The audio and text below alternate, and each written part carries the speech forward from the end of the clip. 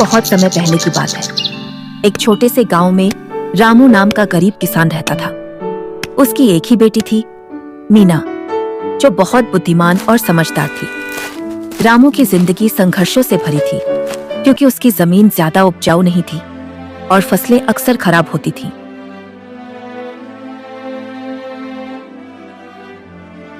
हे भगवान, इस बार फसल भी ठीक नहीं हुई। साहूकार का कर्ज कैसे चुका पाऊंगा? पापा चिंता मत कीजिए, मैं कोई ना कोई रास्ता निकाल लूंगी।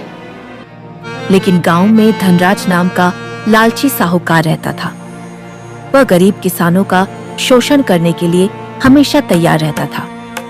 उसकी नजर अब रामू की सुंदर और समझदार बेटी मीना पर पड़ गई।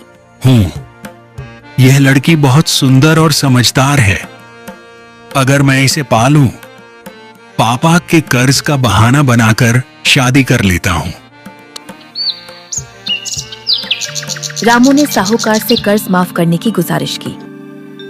धनराज साहब, मेरी बेटी की शादी नहीं होगी अगर आप कर्ज माफ कर दें। ओह, समझ गया। तुम्हारी बेटी की बुद्धिमानी और सुंदरता मुझे बहुत भाती है, पर मैं इसे आसानी से नहीं छोड़ूंगा। साहूकार ने मीना को फंसाने की योजना बनाई। उसने पंचायती सभा में सबके सामने एक चाल चली। ठीक है, मैं तुम्हारी बुद्धि की परीक्षा लेता हूं मीना। यहाँ एक थैला है जिसमें 2 पत्थर रखे हैं। शर्त यह है, अगर तुम सफेद पत्थर निकालोगी तो तुम्हारे पिता का कर्ज माफ कर दिया जाएगा। अगर तुम काला पत्थर निकालोगी तो तुम्हें मुझसे शादी करनी होगी और तुम्हारे पिता अपनी जमीन गंवा देंगे। लेकिन मीना तुरंत समझ गई कि साहूकार ने धोखा देने की योजना बनाई है। उसने देखा कि साहूकार ने चुपके से दोनों पत्थर काले रख दिए थे। साहूकार ने मुझे फंसाने की कोशिश की है, लेकिन मैं अपनी बुद्धि और समझदारी से इसका समाधान निकालूंगी। मीना ने साहस और चालाकी से थैले की ओर हाथ डाला। ओह, पत्थर मेरे हाथ से फिसल गया। कोई बात नहीं, हम थैले में बचे पत्थर को देखकर पता लगा सकते हैं कि हाथ में कौन सा था।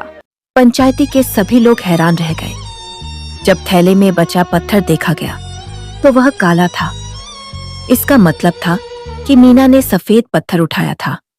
मीना, तुम्हारी चतुराई और समझदारी ने मुझे मात दी। मैं तुम्हारे पिता का कर्ज माफ करता हूँ। पापा, अब चिंता मत करो।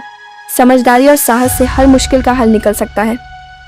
इस तरह मीना ने अपनी सूझबूझ और बहादुरी से अपने पिता की जमीन और इज्जत बचाई। गांव वाले उसकी बुद्धिमानी की सराहना करने लगे। नैतिक शिक्षा, साहस, समझदारी और बुद्धि से बड़ी मुश्किल का सामना किया जा सकता है। चालाक और लालची लोग भी हमारी बुद्धि के सामने हार सकते हैं।